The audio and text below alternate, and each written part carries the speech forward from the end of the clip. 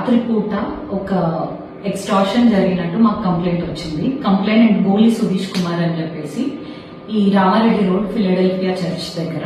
So అతన్ని ఒక accused కత్తితోటి బెదిరించి అతని దగ్గర ఉన్న 2000 క్యాష్ అండ్ అలాగే ఫోన్ పే ద్వారా 5000 అండ్ 3000 క్యాష్, మొత్తం 8000 ప్లస్ 2000 10,000 క్యాష్ కత్తితోటి బెదిరించి మనీ తీసుకున్నట్టు కంప్లైంట్ వచ్చింది.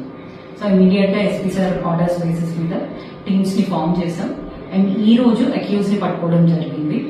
అక్యూజ్డ్ పేరు వచ్చేసి శివరాత్రి నవీన్. సో ఇతని మీద ప్రీవియస్ గా కూడా కొన్ని కేసెస్ ఉన్నాయి.